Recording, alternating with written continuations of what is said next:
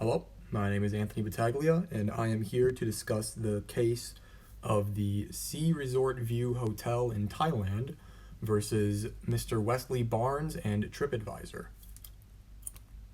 So, the main questions and issues I see in this case is figuring out what the best possible outcome was and what steps needed to be taken to get there, whether or not TripAdvisor did the right thing by staying loyal to Mr. Barnes and kind of upholding both their own and his American views of free speech, or if they should have respected the hotel since they're in their country, under their culture, and under their laws.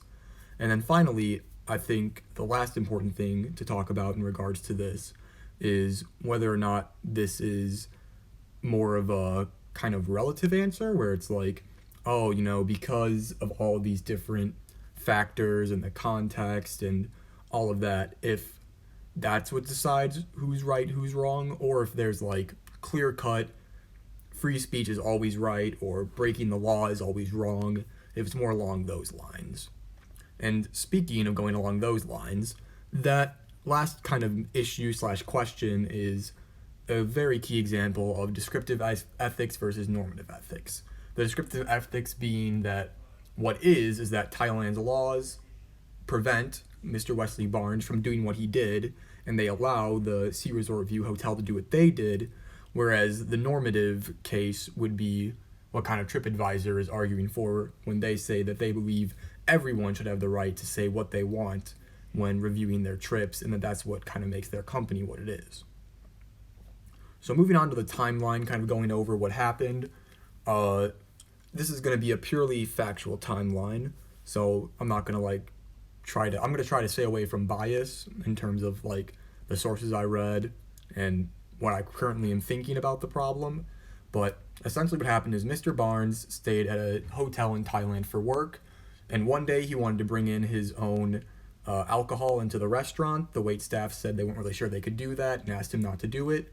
He ended up getting mad, wanted the manager there. The manager came over, something about a $15 corkage fee came up, and at the end of the day, the manager ended up waiving the fee, but everyone kind of ended a little bit disgruntled. Afterwards, after Mr. Barnes had checked out of the hotel and moved to a different one, he started posting repeated negative reviews of of the hotel on the TripAdvisor website, in which the hotel said that they had received multiple calls about hey, are you treating your workers right? If I stay here, am I going to get yelled at? And they had seen a decline in business, so they had asked him to stop since they believed that his reviews were false and over exaggerated. However, for over a month, he kept every week he'd post 1, 2, 3 reviews, and so finally they used the lèse-majesté laws in Thailand that are very strict anti-defamatory laws, which actually don't really care about whether or not what the person's saying about the institution is true or not. It's just the fact that they criticize them at all. But they used that to have him jailed for 2 days while he awaited trial for either bail or for potentially facing up to 2 years in prison.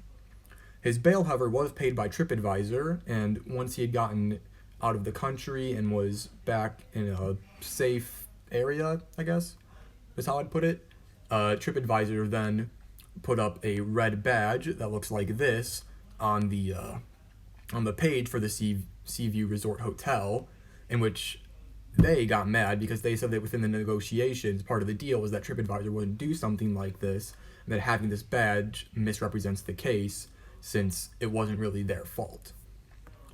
Now, as for the context, I did get a little bit into this already, but the initial incident happened over a $15 corkage fee. The manager waived the fee. Barnes was still upset, and among some of the things he said in his reviews were some seemingly outrageous claims, such as the wait staff being treated like slavery, calling the establishment a practice of modern day slavery. He made comments about how the manager was from the Czech Republic, and thus he was impolite, rude, and unfriendly. And finally, he talked about how it seemed like no one in the wait staff was ever smiling or happy, and it seemed like nobody actually wanted you to be there. And then again, as I said before, after this, they received the Seaview Resort Hotel received a decline in business, and were getting calls from like potential visitors saying, "Hey, is this really true?" and whatnot. Now, context for the Thailand's anti-defamation laws, lèse-majesté. Sorry, my French isn't great. Is an anti-defamatory law that originally was created to prevent any like insult to the monarchy, but has since then been able to be applied to businesses and companies alike. One of the most infamous examples is a chicken company in Thailand that whenever workers would kind of protest or say like, "Oh wow, our working hours suck" or something, they would have them fired, jailed, and fined. So it's a very oppressive law that really favors like big entities, big group entities that have a lot of power already. And as you can see, it covers a wide range of things: criminal defamation, improper online content, sedition, contempt of court, insulting the majesty. Basically, it has very broad, very vague definitions in which the courts will usually take the side of the person that is saying, "Hey, you've defamed me." And a little bit of more context on this is that the people of Thailand aren't very happy about it. There from 2020 to 2021, there were a lot of free speech activists and protests that ended up getting a lot of people arrested for the very thing they were protesting. So it's not necessarily that the people of Thailand think that this is like the right way to go about things.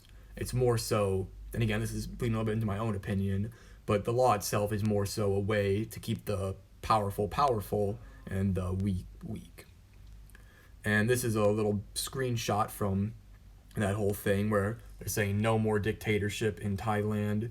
Got a bunch of people out in the rally. There were other signs basically saying things along the same lines of "I have a voice, let me speak," and other typical things you'd see with free speech activists.